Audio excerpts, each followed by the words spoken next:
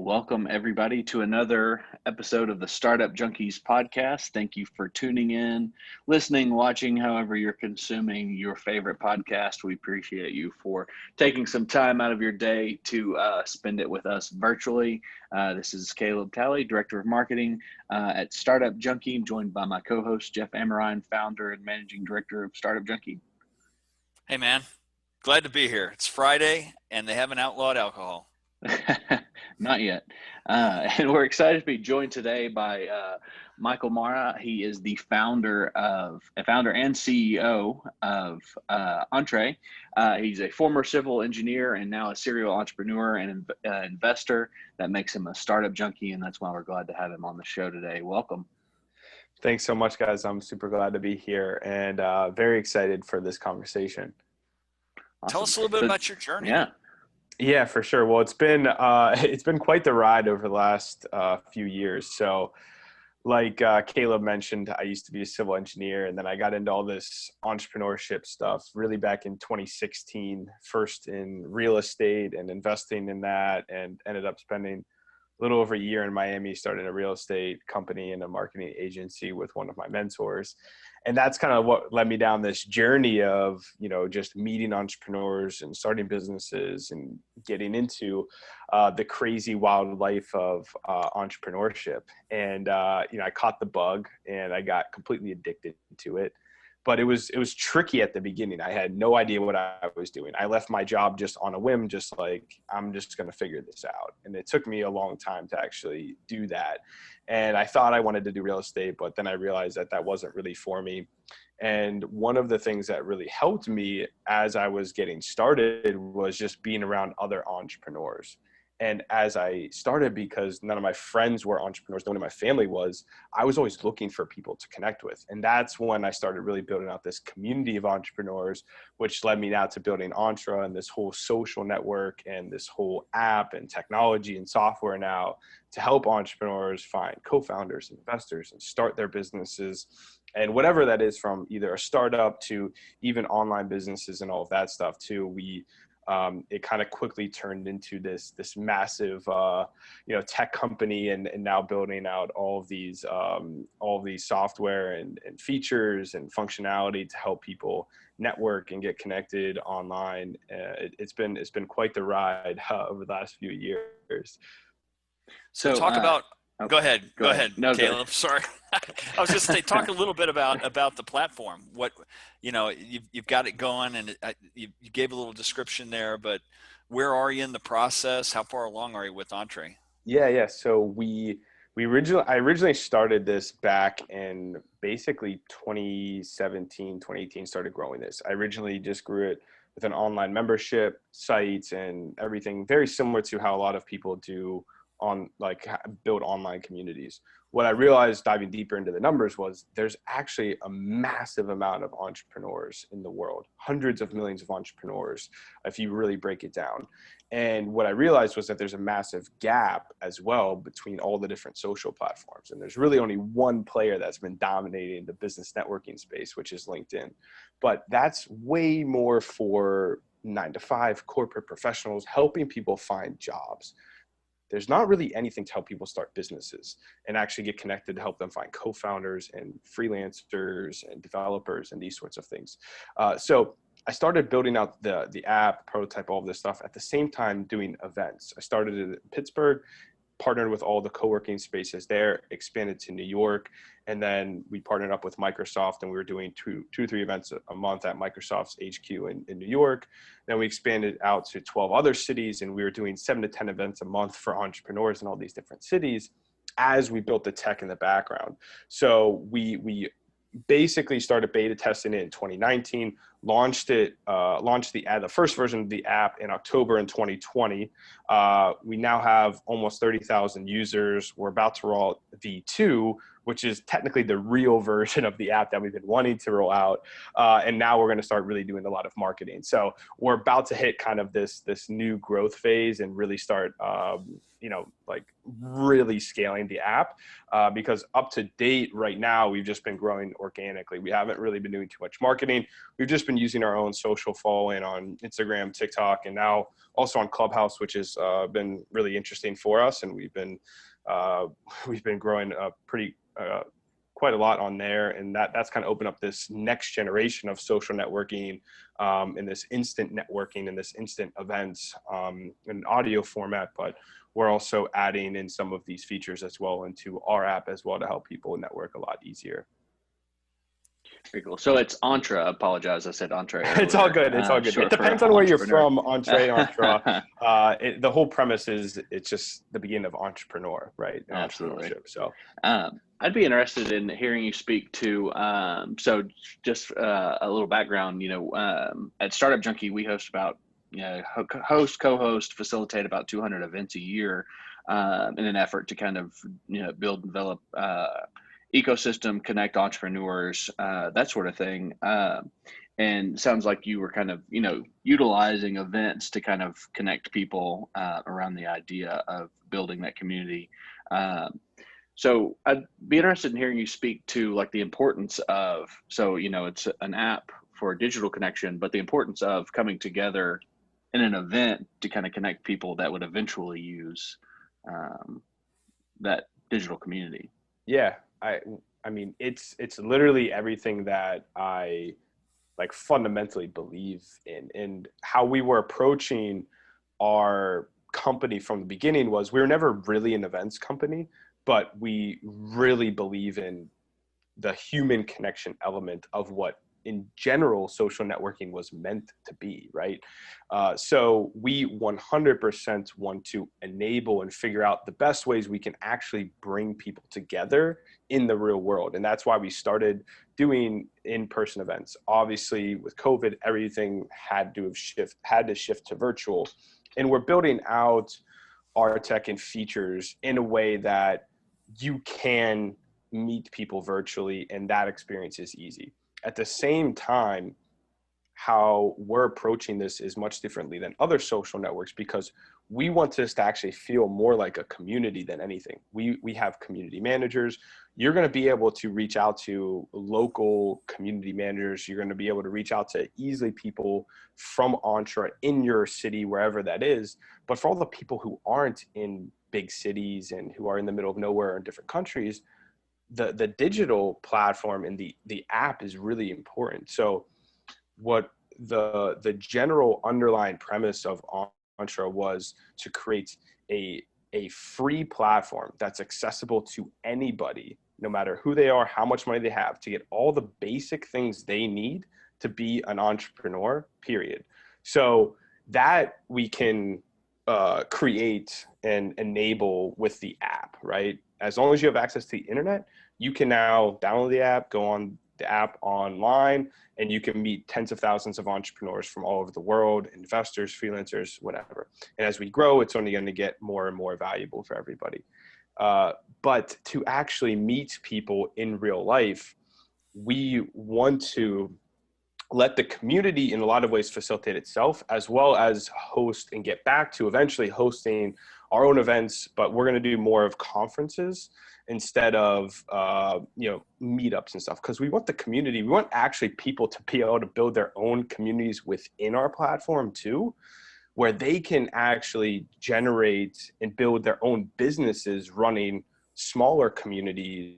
Want to allow people to easily be able to meet up in person, schedule calls, book calls, attend events, all of that, so that people can actually do their own thing. Because there's a lot of people within our community, just like you guys, who host events, who do workshops, and we don't want to necessarily compete with them on that. We want to enable them to actually use Entre to make money with our platform and make it easier for them to build their own audience and their own following and their own community as part of it. So we're more transitioning into being the platform and the vehicle that enables more connection and enables actually people to build their own communities and their own businesses on top of Entre.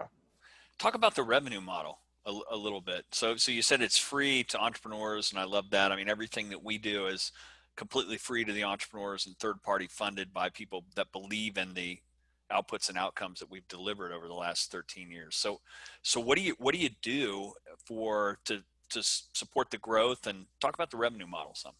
Yeah, for sure. So how we're monetizing right now and how we've been making money has mostly been through our events and sponsors. Right. We also already have a premium membership, Entre Pro. So what this allows is this gets all of our members access to, we have over 80 deals and discounts with partners, software, services, and that gets them access to all of this. So we have partnerships with Canva, Brex, G Suite, TopTal, Zendesk, Freshworks, a bunch of law firms, some accounting firms, and things like that. Basically, the whole premise of our pro membership is to save entrepreneurs money, and then to also allow them to make money. So as we develop some of these other features, like I was talking about, letting people host their own events and stuff, right now we're setting this up where anyone will be able to, basically every Entre Pro member would be able to connect their Stripe account and then actually charge tickets for events. They'll be able to charge money for their time. So if people want to book and schedule a call with them, they can do that right on our platform. And people, if they're consultant, coach, whatever, they can actually have it integrated directly through us. So for example, instead of people using Zoom, Hopin, Crowdcast, all these other event softwares which cost $50 to $100 plus a month to just do that, to run these virtual events and stuff, they'll be able to do that right on our platform. So they won't have to even spend that much more time promoting it, marketing it, because we already have a bunch of users that are going to be interested in the event right here on our platform. So it's going to help with the marketing on top of it. And then for all the coaches and consultants out there, most of the time they're networking all over the place. They're, hitting up people on email and LinkedIn. Then they send them maybe a Calendly link or something like that. And then they send them an invoice, and then they send them a PayPal link or whatever they're using for payment processing. And you're going to be able to do that in 2 clicks right through our platform. So you'll be in an event with someone, or you'll be looking someone up on our search, or you'll see someone's content on the feed. Click on their profile, you click a button to book a call with them, opens up their calendar integration, and then you can pay right there, and they'll get a notification that's like, hey, Caleb wants to book a call with you tomorrow at 5 p.m. for $50, right? You would set whatever rate that you would want. And then you can accept or decline that too. So the power is always in the creator, the power is always in the entrepreneur. But the whole point of our pro membership is we want to make money when the entrepreneurs make money. So we want to enable people to actually make money and be an entrepreneur with Entre. And so the general premise is, how can we save entrepreneurs time and money, and how can we enable them to be able to make more money and start their businesses easier through our platform? Does a pro membership also, so I'm looking at the website, and does a pro membership also, I guess, get you access to like office hours and that sort of thing too? Or is that kind of what you're referring to? Yeah. So we're actually, the website's about to look very differently, and it'll probably, when the episode comes out, it'll be different than what you're looking at right now, because we're about to launch this version 2 here in the next couple weeks. That's why I've just been like all over the place trying to get this next version out, because we're so excited about it. But yes, what we've done up to this point is Entre Pro has also included all of our events for free. So we do some public events, and then we do some private events like office hours with angel investors and VCs and lawyers and stuff that's just for our pro members. What we're doing going forward is we're actually opening up all those events to everyone for free. And we're getting away from, in a sense, doing them ourselves and then letting people in the community host their own events. So we're going to focus on doing one really good event every month. And those are going to be our pitch competitions. So we usually give out anywhere from $1,000 to $7,000 or more at these pitch competitions every month. They're great events. They're exciting. We get the whole kind of community involved, and we give out cash to entrepreneurs, and we don't take any equity or anything. These founders get to pitch to investors. Some of the startups have gotten funding after our pitch competitions as well. Some of the investors that are judges also have invested in some of the companies. So it's been super cool to see that. And those events are what we want to focus on and do those really well, and let the community kind of do all the other events. But yeah, going forward, all the events are going to be free for everybody. And then as we roll out the ticketing and the payments for other people, they'll be able to charge if they wanted to do a paid room or a paid event as well. But Entre events are going to be free. And right now the pro memberships basically just going to include the deals, as well as some of this other software and the booking features and the ticketing and all of that we're going to be adding in. Are you getting interest from the incubators, accelerators, the other kind of players in the entrepreneurial ecosystem? Are they starting to latch on to what you're doing? Yeah, for sure. It's one of those things where we haven't necessarily been reaching out to a bunch of them just yet, because we want to make sure our platform's ready to handle all of this. But Sure. We already have partnerships with Techstars and a lot of incubators and universities as well. And what we do is we actually give their founders and all these students, we're rolling out Entre for students. So basically anyone with a .edu email gets a free pro membership. And we're going to be trying to do as much as we can for college students, as well as partnerships with these accelerators, incubators, co-working spaces that you're mentioning. We're trying to figure out the best way to partner with all of them. We already have a lot of relationships set up. It's just figuring out exactly when to pull the trigger on that. And our focus right now is just on the product and making sure the app is working, because this is technically going to be the first app that's fully cross-platform, mobile, iOS, Android, and web, that has live rooms and events, and then all these other features as on top of it.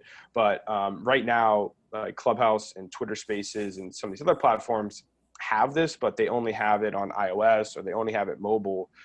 So we're basically going to be opening up all the doors wide open for this. And we're just really focused on making sure that all of that works first before we start rolling out all these different partnerships. But we have a lot of stuff, a lot of companies, organizations that we want to work with, that we want to partner with. And I think we can really help bring their network and their members and community together as well. In regards to those communities, so as you're growing and scaling, is that going to be by community? Kind of like I think about how Facebook started, and they started within the university communities. Are you looking to do that by community, or is it just doors wide open? Everybody? Yeah, I mean, we want to be very the whole in. You might have, this might be repeating myself, but just being accessible is so important to us, because there's so many founders and entrepreneurs out there that struggle and have been struggling just because they don't have access and they don't have the ability to network and meet the right types of people or get the right type of information or knowledge. So we're trying to be able to reach as many people as fast as possible. And that's just how we're building out the foundation of the app. And one of the reasons why we're open right now and we've been onboarding users and stuff like that, but we haven't been marketing it, because we want to be a little bit low key right now and make sure we are able to scale as fast as possible when we do that, and that the app and everything is functioning how it should and properly for everyone across all devices. And but yeah, we probably will be targeting the universities, kind of one by one in a sense. Just for the partnerships, it will probably be more like that. But for general users, I mean, we want to be very open, and we already have users from 150 different countries also. So this is something that is already a very global problem and issue, and something that because entrepreneurship is such a global thing now. And I think there's a lot to be said for enabling connection across countries as well, and being able to do business across countries, because a lot of entrepreneurs who are starting out, it's actually very, very difficult to find developers at a good, affordable price point here in the US. So if you don't know how to get quality developers overseas at the beginning when you're starting out, if you don't have a lot of money, or you don't know how to hire freelancers or where to find them and how to get them and onboard them and know what they should be doing and, you know, the right thing to build out, it's gonna be difficult for you at the beginning stages. So that's one of the things that hopefully we'll be able to do, since we're not necessarily focusing just on like, you know, the Bay Area and whatnot. This is actually for everyone who's outside of the Bay Area mostly, because everyone in the Bay Area, they already have all the connections, right? The majority of the money is funded there. They all fund each other. They all invest in each other. They start companies with each other. And, you know, this is mostly for everyone outside of the Bay Area. And it was never really a problem for people in the Bay Area or these major cities, because they never really had this issue of a network. They never really had this pain point. So they never really saw it as a big problem. So it had to be, in a sense, built from outside, and had to be built for all the people who aren't in these major markets, which is the vast majority of people. The rest of us.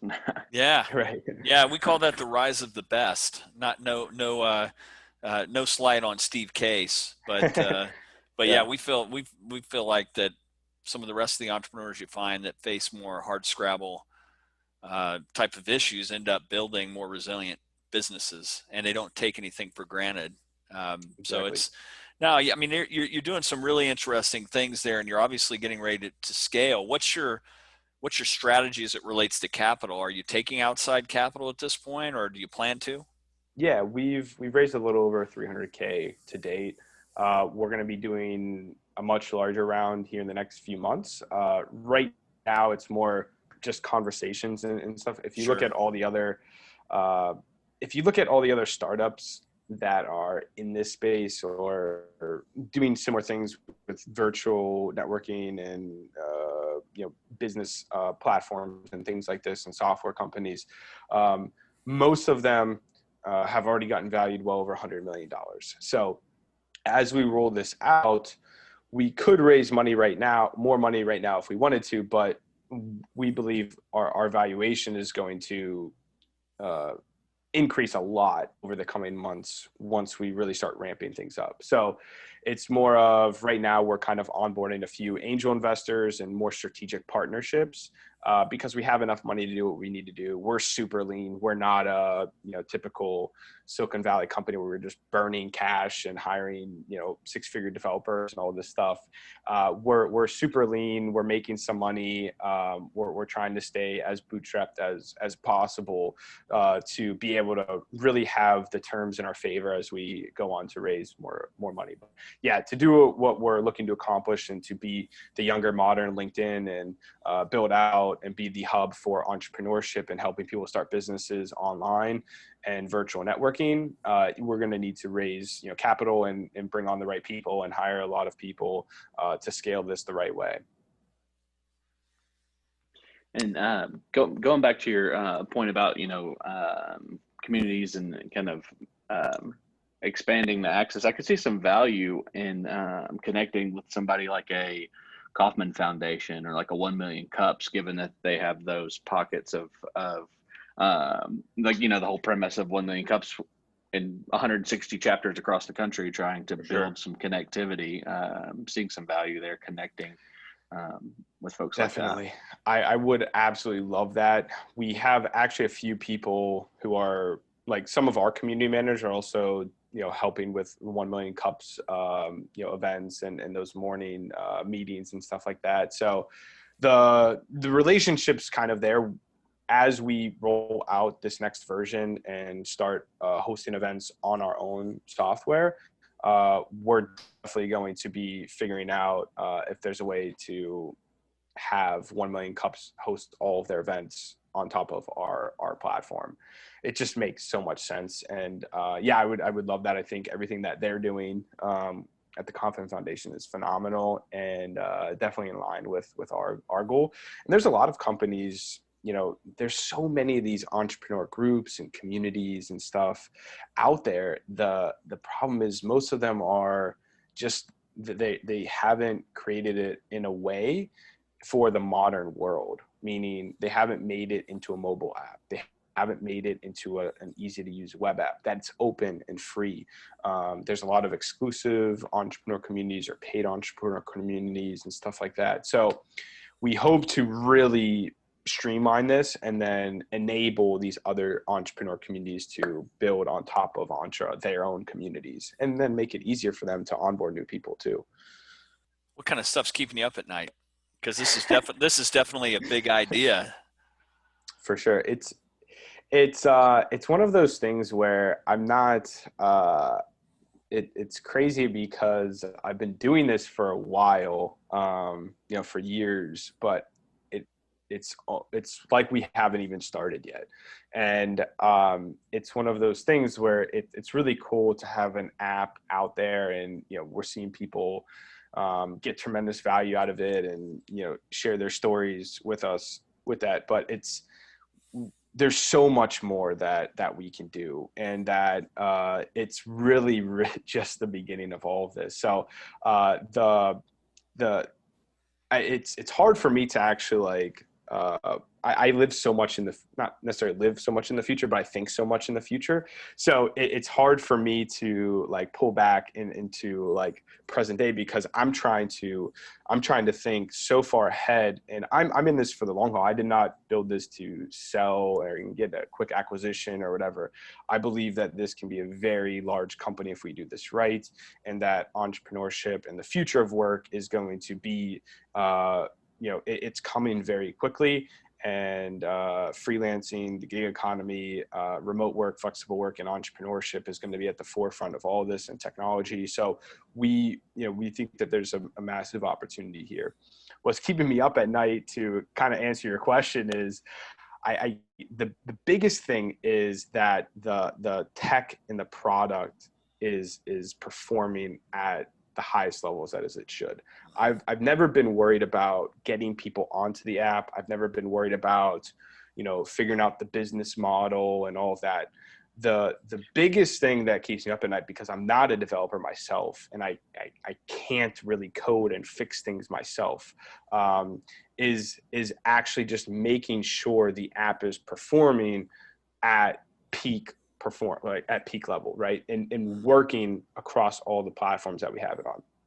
Marketing, getting people onto the app, it's not really a worry for me. It's making sure the app is working so that it's valuable enough for them to stay, and we have the best experience possible. Everything else will play itself out if the product is performing at the highest level. So that's the biggest thing. That's why I spend most of my day with the team on the product, hands down, making sure we have something that is truly valuable and is an incredible experience for entrepreneurs. When they come onto the app, they just are wowed by what they're experiencing. And, there's nothing else like it on the internet. That's where my head's at, most of the time. And that's what kind of keeps me up at night. And when that doesn't work, and when there's issues with the app, that's when the long nights come.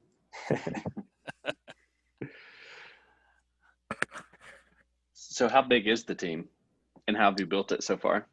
Yeah, so we started very bootstrapped. It was just a few of us really at the beginning, and it was something that, we didn't have. I started this with basically nothing, and just had to figure out ways to make money as we grew it, and hire people as we went. So started out, I built the prototype myself, then I hired a front end engineer to build it, to get into test flight. And that's what I used to talk with I didn't, raise a friends and family round or anything like that, because no one I knew had any idea what the heck tech startups were. So, but we're fortunate to meet all of my early team members, partners, investors. We all met through our events. So, and that's the craziest thing. And that's why I encourage every entrepreneur to do events, go to events, network as much as they can, because without doing events at the beginning, without doing that, we never would have been able to do what we're doing right now, because it led to all of our relationships. It led to all of my partners, all of my developers. It led to all of our investors. All of our partnerships with Microsoft came from me meeting someone in New York at one of our events. It's crazy how things unfolded with those. And if you're an early stage entrepreneur and just getting started, you should 100% be doing it. At later stages, it's hard just because you have to focus on the company. But at the beginning, you should be networking like crazy. And right now, our tech team is about like 10 with developers and designers. And then the rest of the team is, like 5 to 7. Some people are helping out part-time and stuff like that. But there's really like 20 people involved that are either, working full-time or part-time or a contractor in some way. We have a lot of people who just like contribute on little things as well within the community too. Well, what you said about it, events and it being event driven, I think Brad Feld may have said it in Startup Communities a bunch of years back. He said, entrepreneurial movement has to be led by entrepreneurs, people that have actually walked the walk. And I was reading one comment you made about having professors teach entrepreneurship that have never started something. I'm an adjunct, but I've started 9 businesses. So I've lived the good, bad, and the ugly of the life, so to speak. So it's not foreign to me and it's not theoretical. So I really, when you said that, I was like, okay, I'm going to get along with Michael just fine because we're on the same page. But the thing about events is that we always say, and I think we probably stole it from Google, is it's intentional about creative collisions. And you for sure, you're going to meet somebody at an event that you didn't know that you needed to know. And it seems like your experience has proven that out for sure, particularly in the beginning stages when you're trying to get something going. Totally. Yeah. I mean, one connection can literally lead to an endless possibilities. And the amount of people, even just, and this is a more recent story too, with Clubhouse, right? Like Clubhouse, very new thing. I got on there early, started doing rooms, started a club, Future of Work. We now have one of the biggest clubs on there, 150,000 followers. And because of that, people are reaching out to me all the time. I'm doing an interview with the founder of Reebok tomorrow because of that. And we have the co-founder of Netflix coming on in a couple weeks, all because of just me networking and, doing stuff. And if you don't do stuff and, get out there, nothing's going to come. You got to plant seeds. I'm all about planting seeds. I've been planting the last 4 years. All I've done, I've been walking around with my pockets full of seeds, and I've just been dropping seeds everywhere I walk, and now they're all starting to grow. I mean, it hasn't been easy. A lot of times it hasn't been fun. I mean, there's a lot of things that have happened, and a lot of times you don't see the seeds even growing, but they're there and they're growing. And eventually, as long as you water them and cultivate them and give them some light, they will grow, and you'll be amazed at what will come of that. And so that's kind of what's happening now, is all of this stuff is starting to come together. But I think it's really pivotal for anyone that's and you got to do it in a genuine way. There's a lot of people who do events and then they're just like promoting their own thing, and it's like, it's not going to work out that well.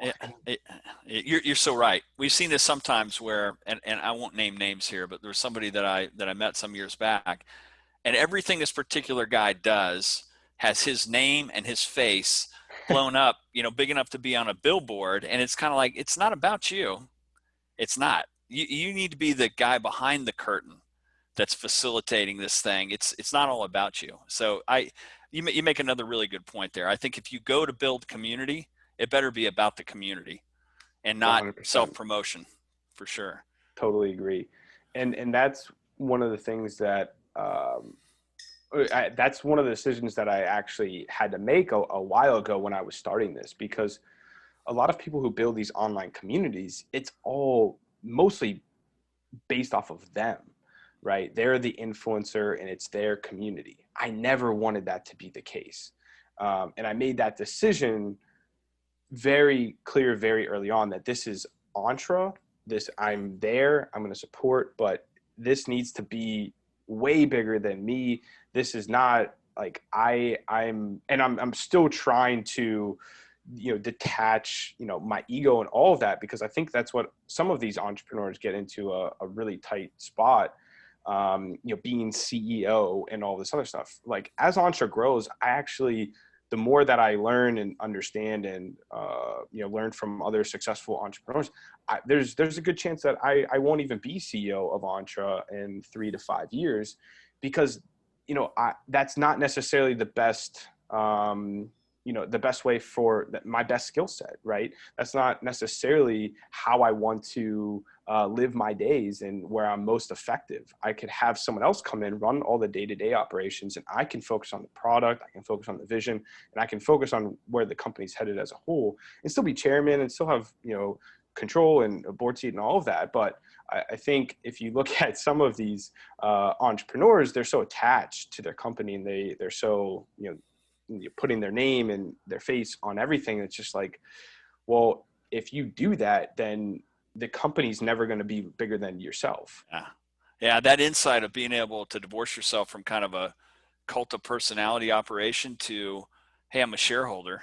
What am I going to do in the best interest if I'm the majority shareholder of the shareholders? And in that case, it might be, we need to have somebody else in here running it to make it all that it can be. Exactly. These are great insights. We're kind of at the point where we typically land the plane, so to speak. And one of the questions we ask everybody is, if you could roll the clock back to you're just coming out of college and you're brand new and you're getting ready to launch into your career, you have no idea what's laying ahead of you. If you knew then what you know now, what advice would your advice be to your younger self? That's a phenomenal question. I wish you would have asked it where it was high school instead of college, because I probably wouldn't have gone to college. But no, I'm just kidding. I think college is, it's great for a lot of things, but there's, obviously if you are getting into a lot of debt, you should really consider the options there. But to answer your question, the biggest thing that I've learned is understanding, number one, myself more, what I actually want and what I actually enjoy doing in the lifestyle that I want to live, right?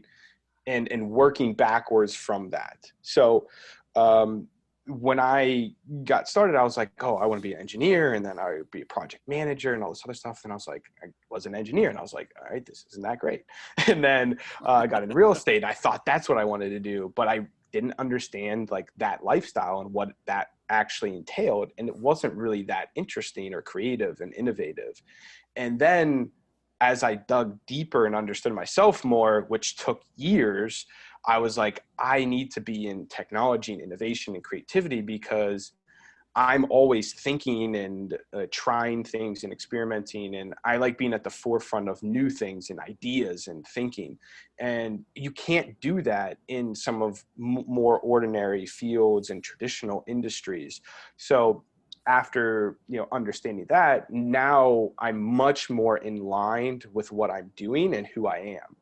That's a big, once you can have clarity around who you are, and who you are is in line with what you do, that is the ultimate clarity. And that allows anyone to focus and be much more in tune with themselves, and how they, their being, and then actually what they're doing. I think a lot of people are detached from who they are and what they do for work. Mm-hmm. And that's a problem, right?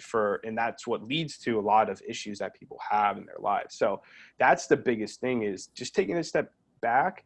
And and there's nothing wrong with not knowing what you want and the lifestyle that you want, but, like test some stuff and, actually ask yourself some questions and think about and visualize, the lifestyle, how you would want to live, and not just sit on a beach all day, because that's not sustainable and you will never like that for the long period of time anyway. But, something that you can enjoy doing, like, a podcast or whatever. And it could be a job, because job creates some stability, and there's nothing wrong with that. But making it with a company that you really care about is also important too. Yeah, wise words. I mean, your journey was not unlike my own in terms of kind of a winding road to figure out what you really cared about. You got it done in what seems like 6-7 years of what took me about 30. So good on you for figuring it out sooner and really getting towards your passion. So to finally land the plane here, where can people find out more about what you're doing, the platform and all that? What's the best way for them to connect? Sure. Yeah. Our site's joinentre.com, just like the beginning of entrepreneur, ENTRE. And they can go there. It's Join Entre on all social as well. And then I'm Michael W. Marra as well on social. So feel free to reach out to me. I mean, I'm always on the app too, and people can, they'll see me on there and they can message me. And I'm always happy to share any insights or help people, whether they're building an app or getting started or talking to investors. I'm always happy I'll always reply, and I'll always be there to support other entrepreneurs. And if anyone wants to, apply for our pitch competitions or whatever, feel free to reach out to me. They'll see that stuff on there as well. Michael, thanks for coming on. Great story. You're building something pretty cool, and I hope it's, as big as it can possibly be, because it sounds like it's going to touch and help a lot of people. And I know our paths will cross again. I'm confident of that. Thanks for coming on. Yeah, for sure. I love what you guys are doing. And thanks so much for having me here, Jeff and Caleb. This was great. You bet. Absolutely. Take it easy. Take care. Appreciate it. Yeah. Bye.